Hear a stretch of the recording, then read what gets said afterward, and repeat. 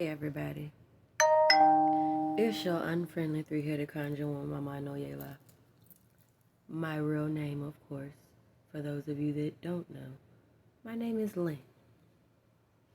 So, I feel like this is a moment of transparency for me. So, as much as many of you may know me by Mama Oyela, this is Lynn talking right now. I've had an experience to where the daddy issues that I do not have is because I was raised not only with my dad around, I was raised by my uncles, my grandfathers, my great uncles, my great granddaddy was still alive. So a lot of the daddy issues and things that most women have, I don't have those issues because all of my peoples was there. The issues that I have are mommy issues. I have a problem with women that are not actual women. I have a problem with women that want to procreate, to have children, but not actually be mothers. And where did this come from? This came from the abandonment issue that I developed with my mama growing up. Because she would leave me with so many different people, and all of these different people had different personalities, different mindsets, and all the above. So my attachment with women was never there because women were extremely emotional and catty. And that was not something that I was. I was the person that didn't even like being hugged because giving me a hug hurt my skin. You talking to me and you got an attitude would make my head hurt. That's what BPD is. Borderline personality disorder, not bipolar disorder. I'm going to need y'all to stop that. Those are two different things on completely two different spectrums altogether. And the reason that I am mentioning this is because one of my biggest fears growing up actually happened. And this is where a lot of the time people in society have to really get a reality check of stop gaslighting people, telling them that those experiences are paranoia or they never happened, because they did. And as much as I love me a black man, I love black men at a distance because I was raised by black men at a distance. But for those men that were, as I like to call them, the 30-day Latin lovers, they gonna love bomb you for 30 days straight, and you gonna think this is what it is until they move into your shit and find out it's everything it ain't.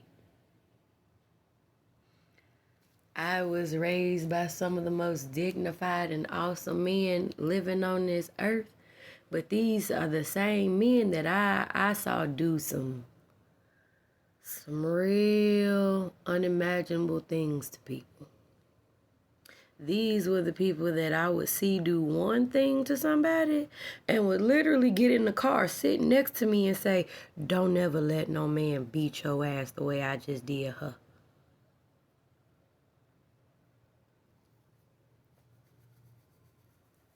Okay. Okay.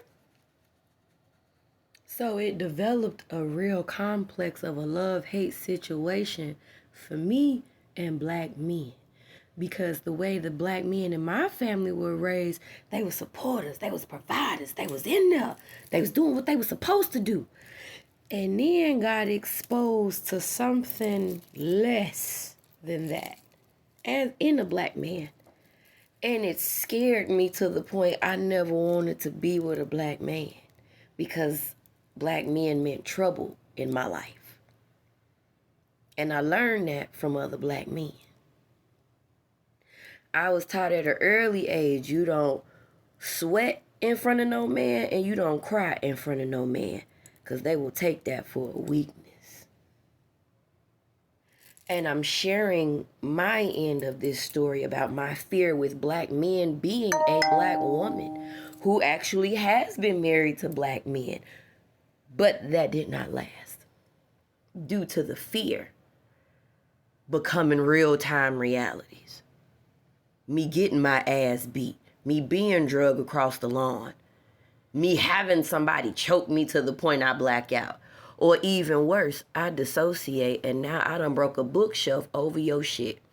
And I don't even know why I did it or how I did it. But you done triggered me into a mental psychosis that now gotta play out. Cause it's in my blood. You done crossed that line. That's what borderline personality disorder is. You done crossed the mental and emotional line. We was good, but now you finna catch it. As the good people say, fuck round, find out. And in my particular case, not only did I have this, but I'm a Gemini.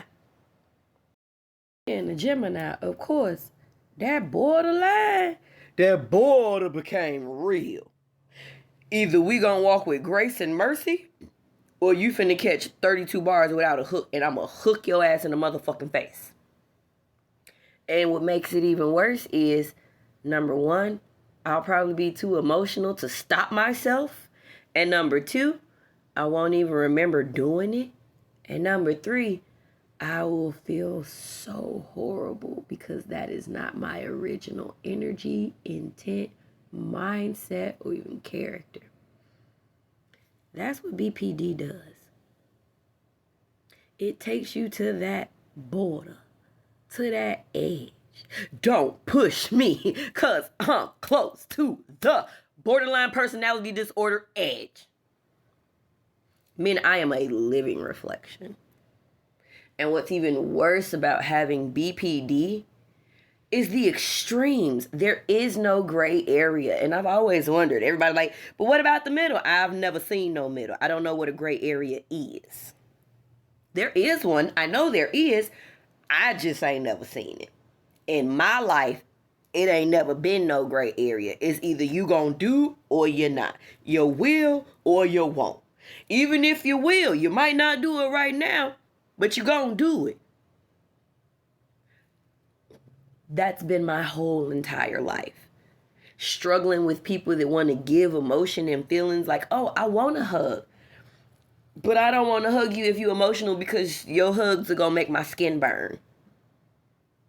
The way you talking to me sounds like nails on a chalkboard and I don't want to hear you now. The energy that or the tone of voice that you're speaking in is making me defensive and I don't know if I should knuck if you buck or run for the hills. These are real things that occur with black people with BPD. And as long as it goes undiagnosed or untalked about, you can do as much spiritual work as you want to, but until you learn how to hone in on your new God-given ability, because BPD is the ability to know when somebody is fucking you over in your face. You ain't got time to play with that no more. There's a time and a place for everything, and BPD has definitely allowed me to see when somebody playing with my top and telling that motherfucker to stop. So, I hope this exposure of my mental illness helps. So, with that being said, namaste, y'all, but now we gonna stay over here. Holla.